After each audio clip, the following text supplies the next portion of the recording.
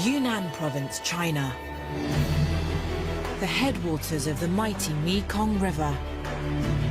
The start of a 2,700-mile journey from the Tibetan Plateau to the South China Sea. This is a world of extremes. From snow-capped mountains to lush tropical rainforest. As the glacier meltwater begins its descent, the Mekong's story unfolds.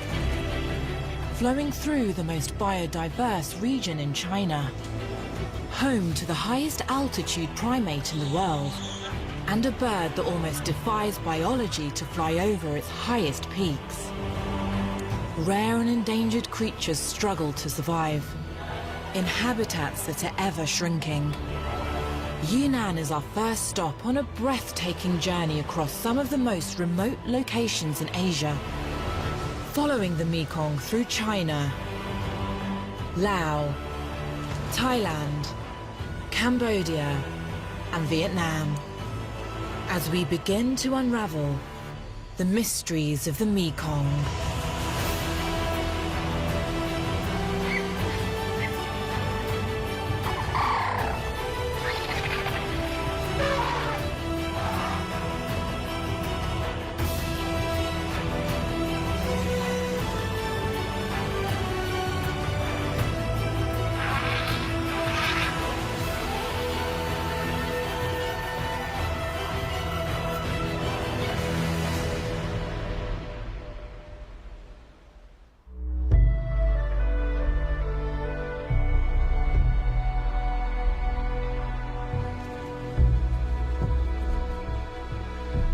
Beginning as a trickle more than 16,000 feet above sea level, high in the snow-covered mountains of Tibet, the Mekong River comes to life.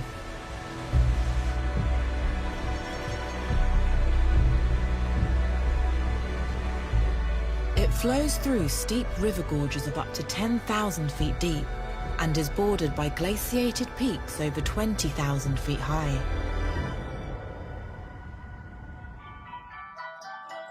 From its source in Tibet, the Mekong River enters Yunnan Province in southwestern China. It then precipitously descends over 15,000 feet before it enters Laos, coursing through the jungles of Thailand, the forests and lakes of Cambodia, and the sprawling delta of Vietnam, before ending its journey in the South China Sea. Here in northern Yunnan, it's February. And in the isolated alpine forests that cover the mountains, winter is coming to an end.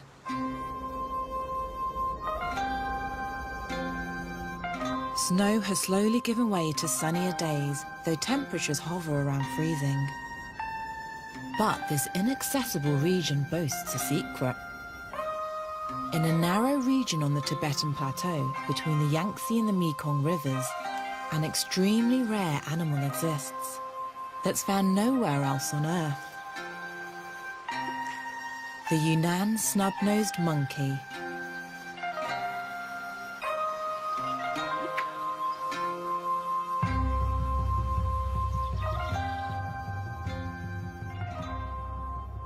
It's early morning, and this troop is traversing the forest in search of food.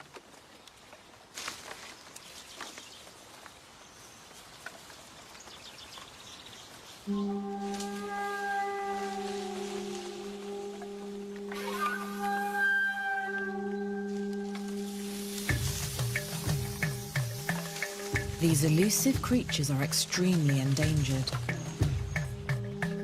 Fewer than 2,000 survive in the wild.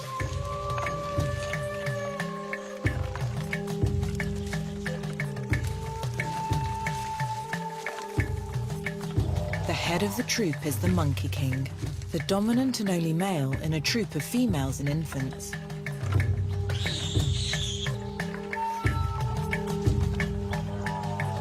Males are twice the size of females and have long black and white hair on their flanks. He surveys his kingdom, which may be as large as 50 square miles.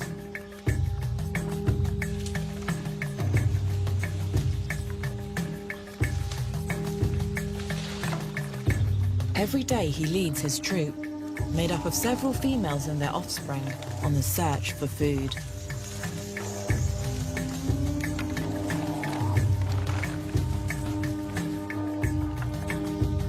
He keeps a lookout for competing groups of bachelor males as he goes.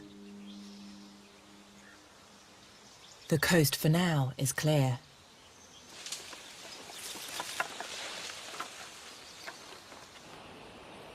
The Yunnan snub-nosed lives at the highest altitudes of any monkey in the world, 14,700 feet above sea level.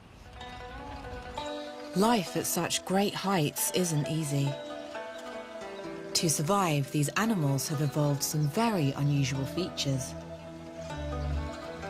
Along with their shaggy coats to keep them warm, they have peculiar-looking noses for which they get their common name.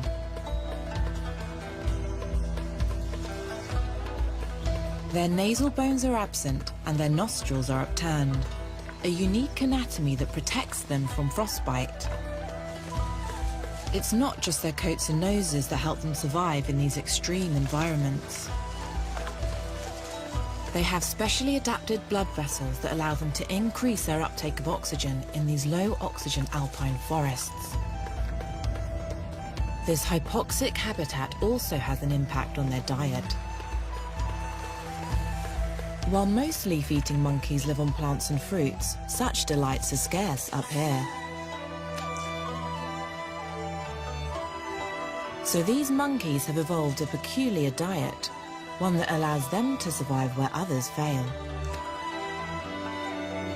They live almost exclusively on lichen, which grows on the surrounding trees. It draws moisture from the air and nutrients from the tree bark. It's extremely common in temperate forests like these. A robust food source for the monkeys, lichen is available through even the toughest winters. Although it looks like a plant, lichen is made up of two interacting organisms, algae and fungi. It can take many seasons to grow back fully, therefore these monkeys are always on the move.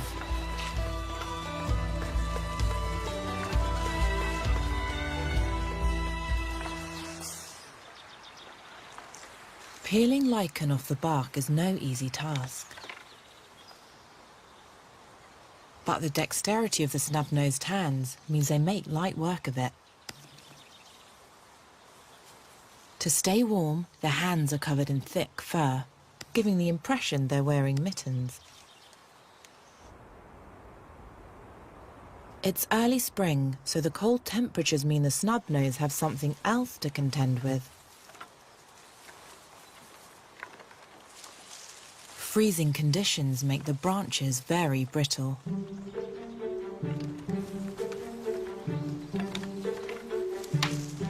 Choosing which will take their weight is a gamble.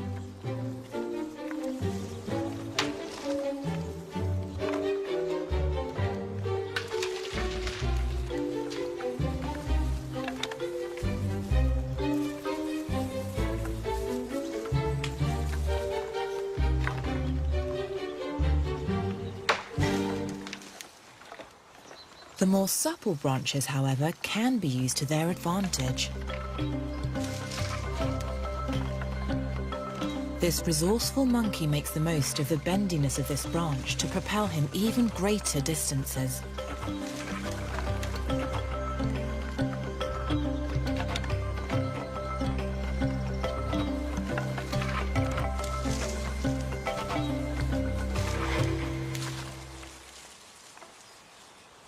The Monkey King has led them well. This area is covered in lichen. The troop tucks in.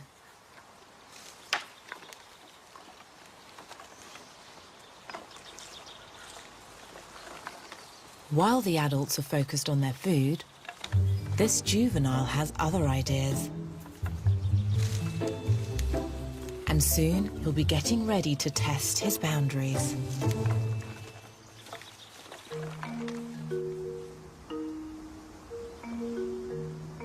It's not only animals here that have adapted to life at altitude. Even the trees have evolved features to survive the cold climate. As the Mekong twists and turns through this elevated region, it's surrounded by swathes of alpine forest. Because the area is so remote, the proportion of forest cover that remains intact here is higher than in most other parts of China. Conifers endemic to this ecoregion grow in abundance. Importantly, they are evergreens, which means they can photosynthesize whenever there is sufficient sunlight. And their thin, waxy needles prevent water loss. This reduces their dependence on seasons. Hardy pine cones protect the seeds that are due to propagate soon.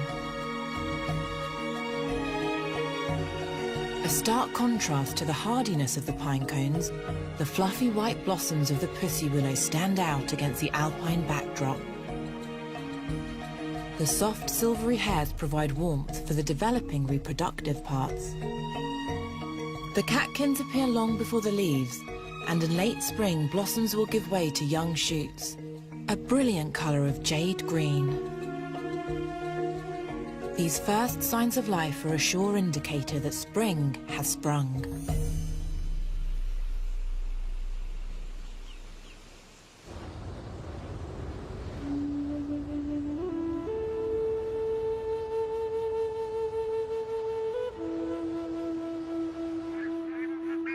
As the Mekong River courses south, it reaches the Lake Napa wetlands at an altitude of 10,000 feet above sea level.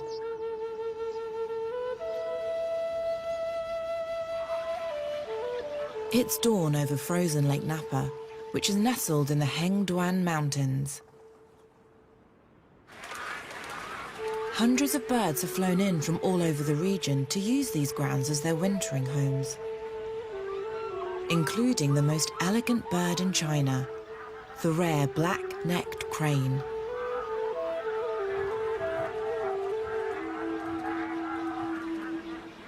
With its distinctive black and white plumage, this is the only crane species endemic to this area. Internationally endangered, there are fewer than 10,000 left in the world.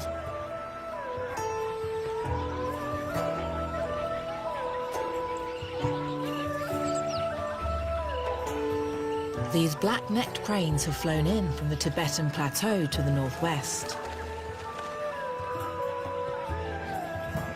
Standing 5 feet tall, the crane towers above other species on the lake. This male uses his long legs to expertly navigate the shallow water.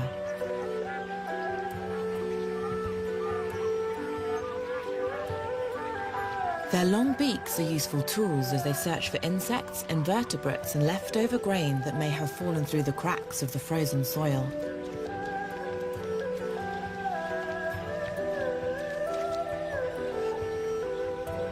They move gracefully as a team, from patch to patch across the marshes. Agricultural communities have occupied this land for thousands of years. As it's dry season, the water levels are low and the farmland exposed, making this the perfect habitat for migrating birds. As their habitat is used for farming, they have to share it with some much larger neighbours. The flock numbers in the hundreds, and they've travelled together to their wintering grounds. Here, they split into their mated pairs and family groups. This pair of cranes will mate for life and are joined by their chick, who doesn't stray more than a few yards from her parents.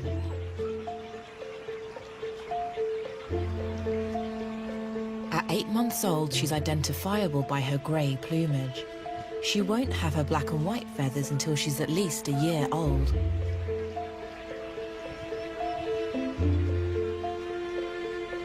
The parents hold watch while their infant feeds. The youngster has experienced her first migration.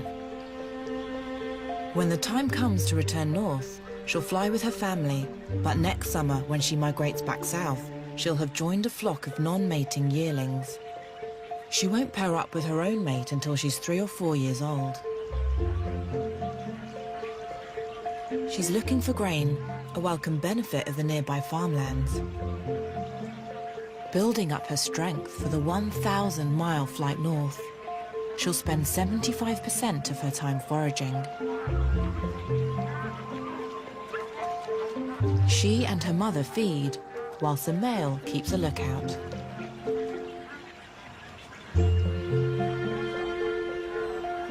All sorts of domestic animals mingle with the seasonal visitors.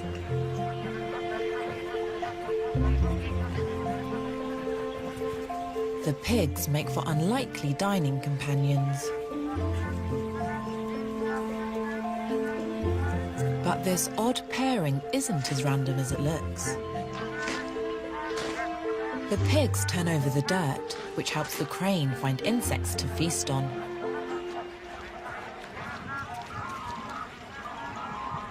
Heading back into the marshes, the crane family keeps to the invisible lines of its own territory.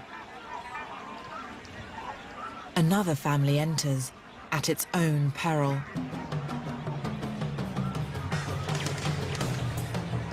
The two competing families display threatening postures, throwing their heads backwards and hooting loudly. The male isn't ready to give up his territory and charges. Success. The other family quickly retreats.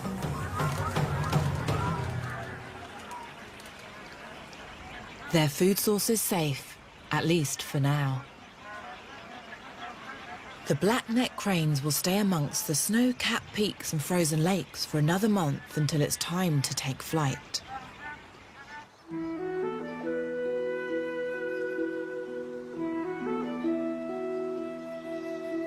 Back up in the alpine forests, the snub-nosed monkeys have made the most of their food source, and now they're soaking up the midday sun.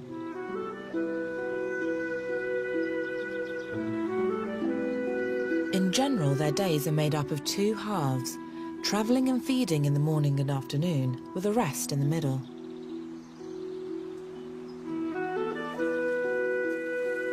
When they have stirred, it's time to take part in their favourite pastime, grooming.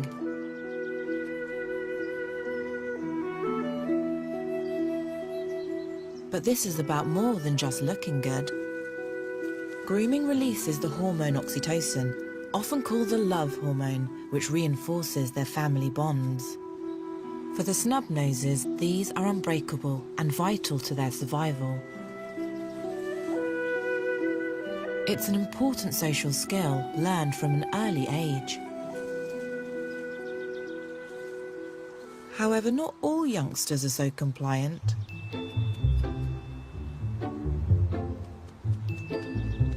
This infant scratching indicates he's overdue a good groom.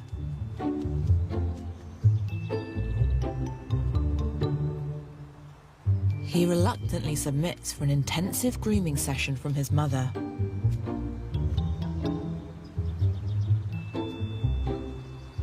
Although it looks like he's itching for adventure.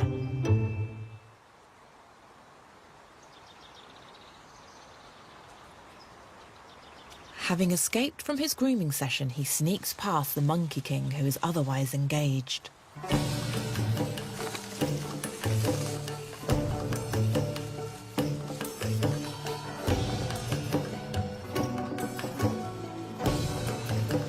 Although becoming independent is an essential part of his development, he's much too young to stray too far on his own. Males typically leave their troop once they're fully mature, at around 3 years old, and join a group of bachelors. But this infant is only a year old and looking for some fun.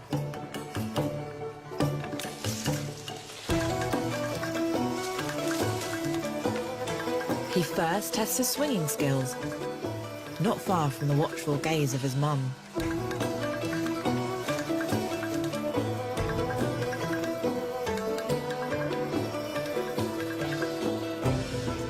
But it seems this spirited infant has set his sights further afield. And and starts to travel out of his family's territory. Without elders to watch over him, he's at risk. Bachelors can kill infants of competing males. Oblivious to danger, he's entered the territory of a bachelor group. This is a group of male monkeys ruled by a dominant head bachelor.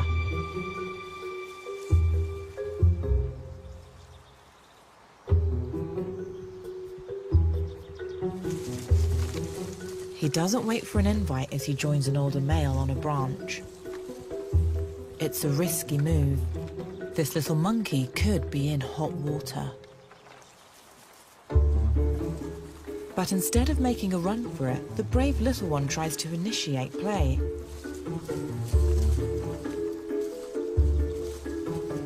He's soon put in his place by the bachelor, who bites his head and wrangles him into a submissive position. It's an important lesson in dominance.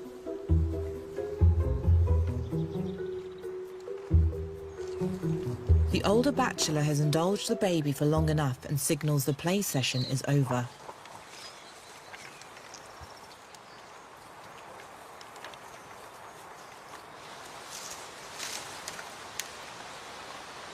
Play is essential for learning his place in the hierarchy. Perhaps he'll have more luck with someone his own age.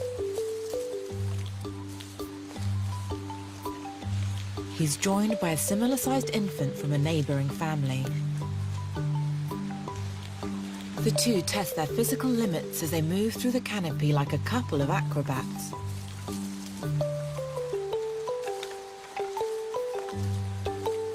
These newfound friends dangle precariously from the trees. If they were to lose their grip, they would plummet to the ground. But their extremely quick reflexes mean this treetop jungle gym is safe.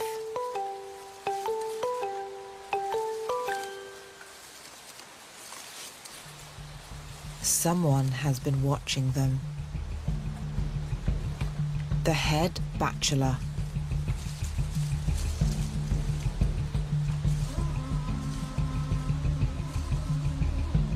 He could kill them in a matter of seconds. But these babies don't seem fazed by the potential threat. They even attempt to play.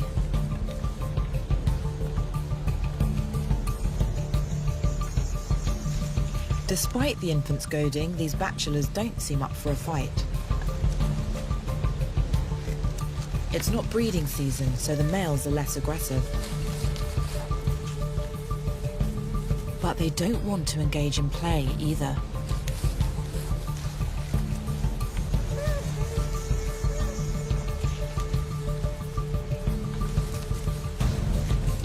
The infants don't give up easily.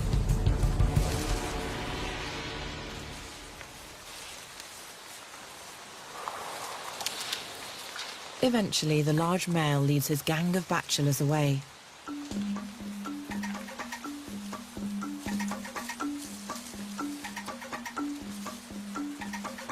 Remarkably, the youngsters attempt to follow him.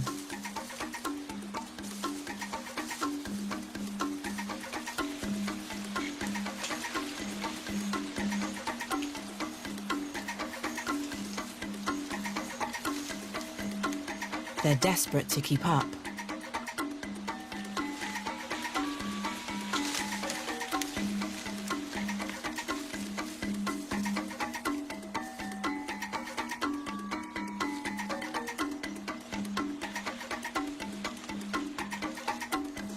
But the bachelors aren't interested in tag-alongs. These juveniles are obviously too young to be separated from their family troop and will only slow them down. Older and bigger bachelors move quickly, covering much larger ranges. Eventually, the enthusiastic youngsters simply can't keep up.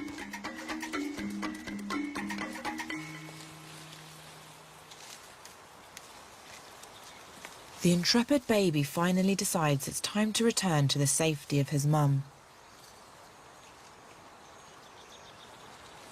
although the time will come when one day he won't be coming back.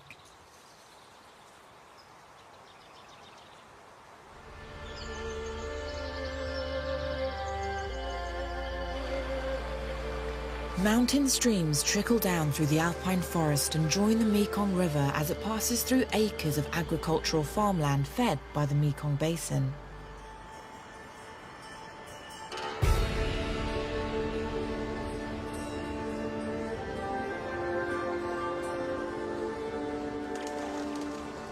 Flying high above this network of waterways is the bar-headed goose, which makes the migration so perilous it baffled scientists for decades.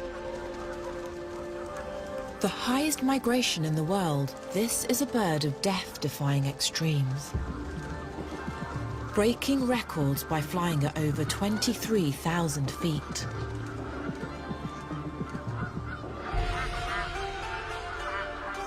This flock of bar-headed geese has flown over from the Tibetan Plateau and will stay in this region until April.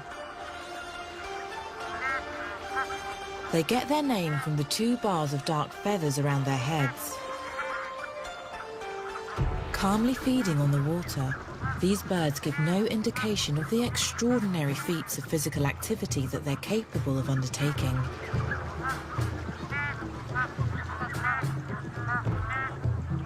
This is the dominant goose of the flock. He decides where they feed,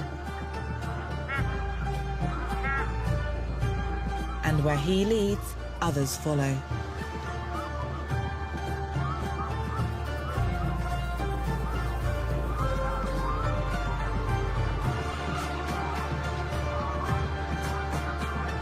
They have work to do.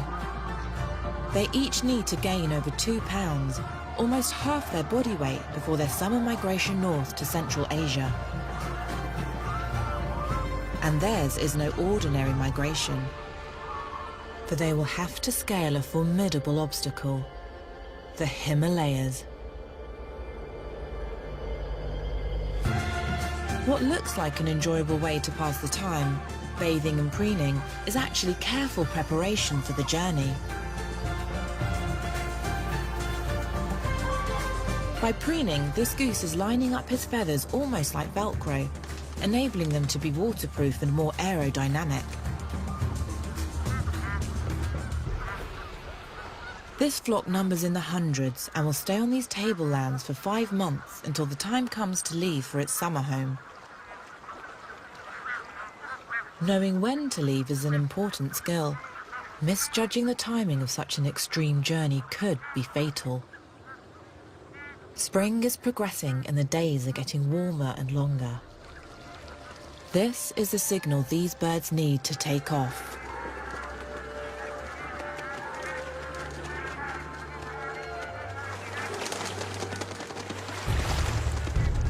Now the hard work begins.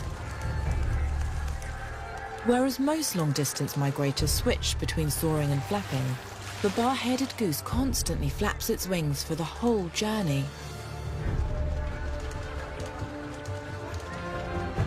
They undertake the world's steepest migratory flight, then sustain those heights for hours on end in an extremely low oxygen environment.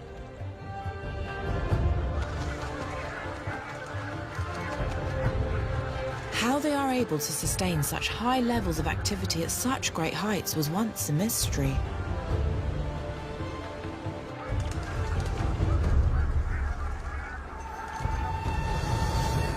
It's now known that their lungs are the largest of any goose species, and they breathe over 7 times faster at altitude, allowing them to take in oxygen at an incredible rate as they push their bodies to the limit. It's a migration like no other. These superbirds almost defy biology, scaling some of the Earth's highest mountains as they head towards their northern breeding grounds.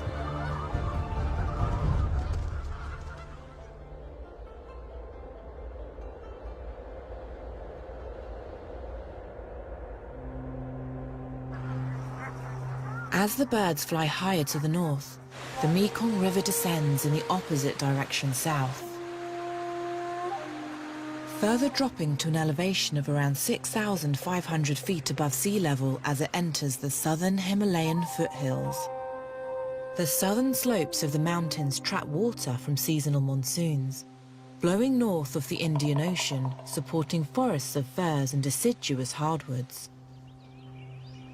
The Mekong is now flowing through a very different-looking habitat, home to one of China's most elusive animals, the red panda. For an animal that survived the Ice Age, the future of this extraordinary species isn't certain, with just 10,000 individuals left in the wild. Curled tight in a ball, a solitary male staves off the cold. Wrapping his bushy tail around him helps him hold in body heat. His thick amber fur has earned him the nickname Firecat.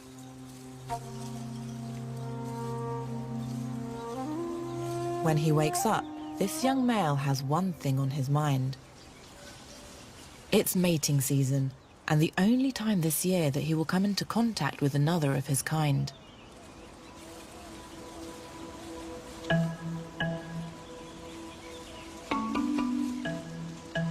Travelling down the slippery trees here can be treacherous. But the fur on the soles of his paws provides traction on the wet branches.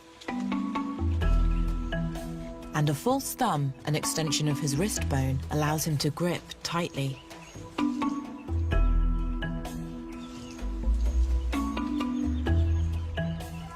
With his thick tail providing counterbalance, he makes it safely onto the forest floor.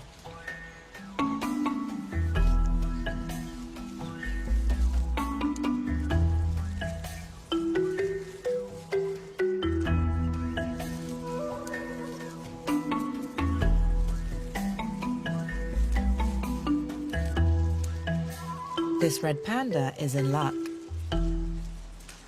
He's discovered an understory of bamboo on the edge of his territory. Bamboo makes up 95% of his diet, so he won't pass up the opportunity to feed on a bounty like this. This ancient plant, which is actually a type of grass, once blanketed the region, but deforestation has meant that bamboo is now only found in very fragile and narrow bands across Yunnan's forests. Fragmentation of his territory means the odds are stacked against him as he looks for a potential partner.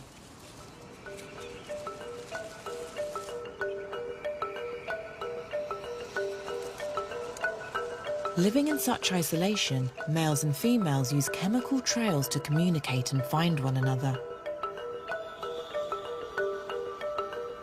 He scents the ground with a weak musk-smelling secretion from his anal glands, hoping a female will pick up his scent. The forest floor is covered in trails, and this shared information is crucial for the panda to plan his next move. Even walking leaves a trail. He has scent glands located on the bottom of his feet, a useful adaptation for these isolated creatures.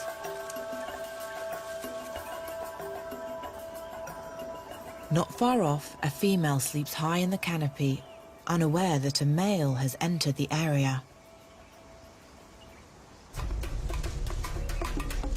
But the male picks up a scent.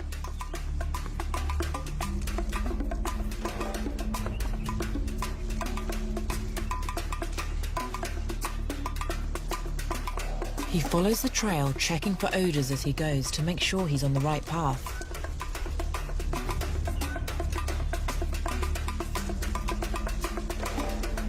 The bottom of his tongue has a special cone-like structure that brings fluid to a gland inside his mouth, which enables him to decode the scent trail of males and females. Red pandas are the only carnivores with this adaptation. He continues to track and scent as he travels deeper through the canopy. But the female is nowhere to be found. She must have woken and moved on before he managed to arrive. It's almost the end of the breeding season. With so few animals left, this may well have been this red panda's last chance to find a mate. Like all the animals that live along the Mekong, preservation of the panda's habitat is key to its survival. As fragmentation of the forest continues, the future of these beautiful creatures hangs in the balance.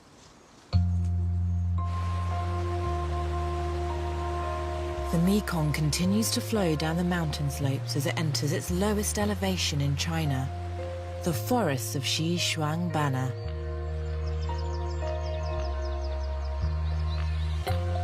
At an altitude below 2,000 feet, this is an important milestone on its journey as the river leaves the temperate zone and enters the tropics.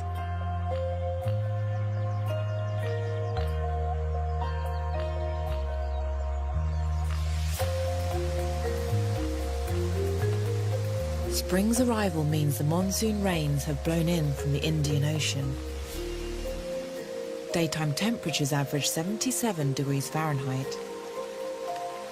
Warm weather and high humidity gives rise to an abundance of plants that make Yunnan one of the most iconic botanical regions on Earth.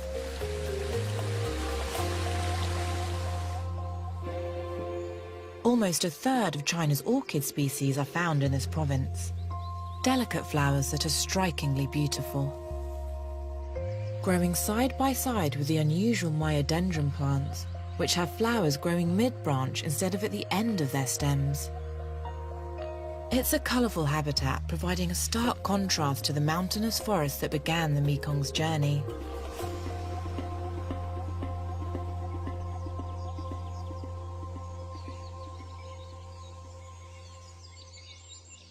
Living deep within the tropical canopy is a perfectly organised society that has been around for at least 50 million years.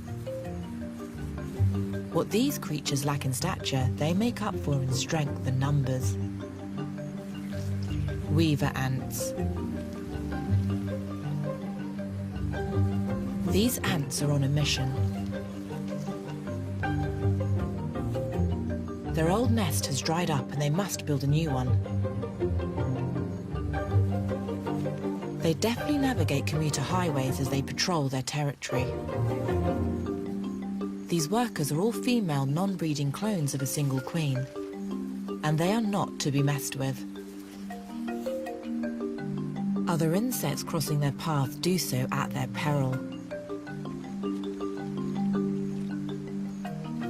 A caterpillar makes for a juicy meal, if they can transport it up the tree. Their success depends on one thing: cooperation. These ants seem to defy gravity as they collectively haul their lunch up the tree trunk, travelling vertically as possible due to the powerful suction pads on their feet. This vice-like grip gives them tremendous strength, and they've been known to support 100 times their own body weight.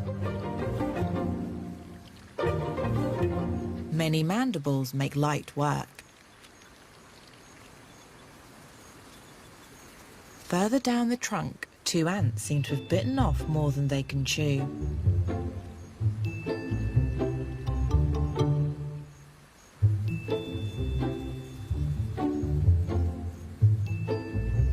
A third ant tries to help.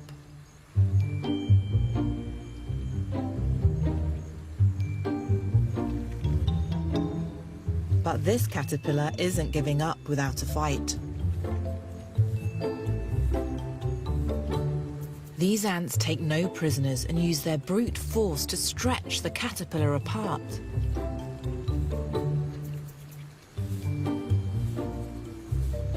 Finally, he stops struggling and they carry him off to the colony.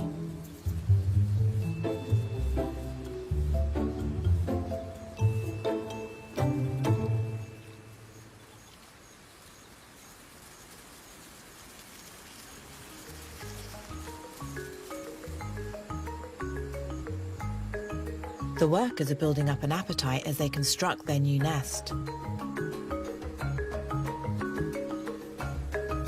They line themselves up like staples along the seams between the leaves. Their legs hold on to one edge, their jaws grip the other.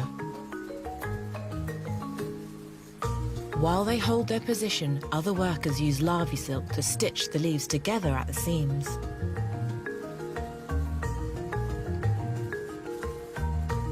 This team is short-staffed, so must recruit workers from the surrounding area to help, although not always by choice. This weaver ant carries a worker to the site so she can assist with the build, whether she wants to or not. With enough labourers on the job, it will take the ants less than 24 hours to build their new home.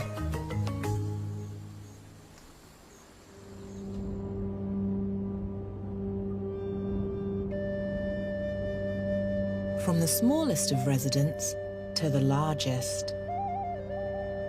The figurines and paintings that adorn these local temples give a clue as to which revered animal calls these tropical forests home.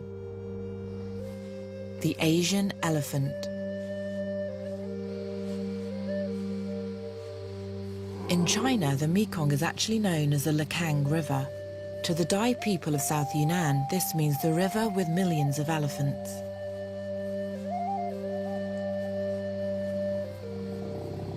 Today, this once honoured elephant population is just 200 strong, a far cry from the many thousands that once roamed.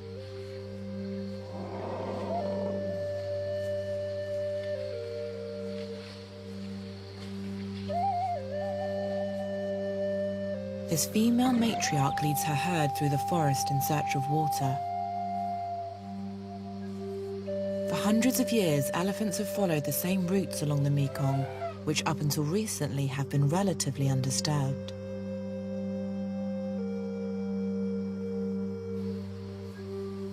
Although smaller in size than their African cousins, the Asian elephant weighs in between 10 and 12,000 pounds. Herbivores, they need to consume 300 pounds of food a day, which means covering a lot of ground.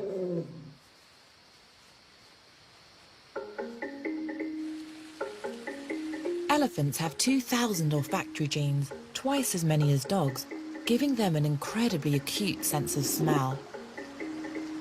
They have the remarkable ability to detect water from as far as 12 miles away. And this matriarch's trunk has led her in the right direction. The areas surrounding the Mekong are peppered with these life-giving waterholes, which are a natural source of important minerals that the elephants need to supplement their vegetarian diet.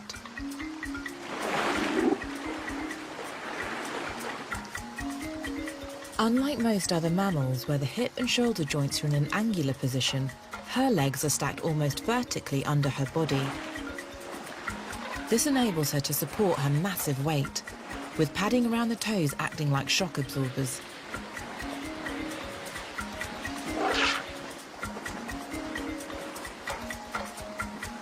A younger female follows, and it's not long before the whole herd is enjoying what the waterhole has to offer.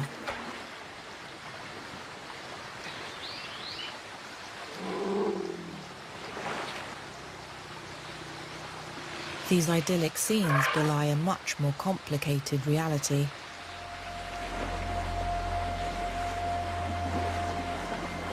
The elephants' huge ranges have been cut back or destroyed. What was once acres of forest has become highly fragmented, turned into plantations and roadways by the ever-increasing human population. This has led to a dangerous surge in human-animal conflict and a steep drop in the number of elephants in the wild.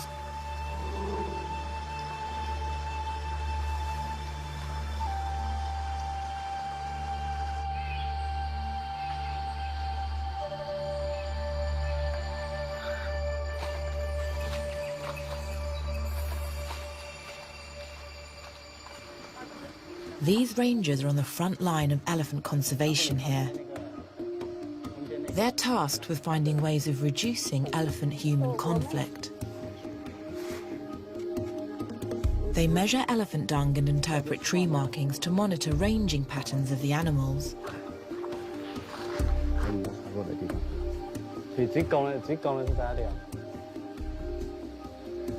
They hope this information will help them predict the elephants' movements and prevent them from coming into contact with humans.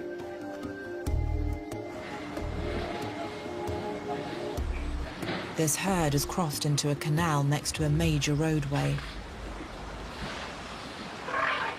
Surrounded by human litter, they are oblivious to any danger as they continue to drink and cool themselves off.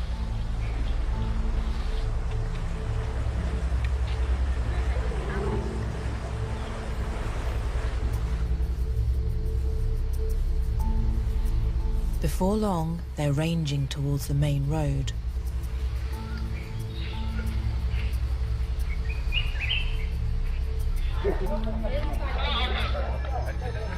The park rangers have seen the herd coming and warn those in the surrounding area to keep back. When agitated, elephants can be extremely aggressive. A huge traffic jam builds while the herd crosses the road. Elephants have right of way in China, and they appear to be in no rush.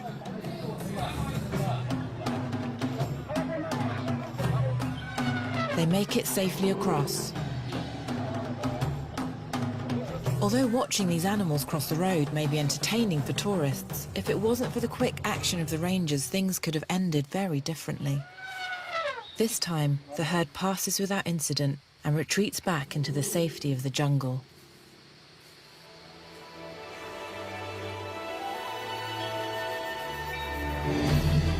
From its source, the mighty Mekong River has carved its way through an extraordinary land of extremes.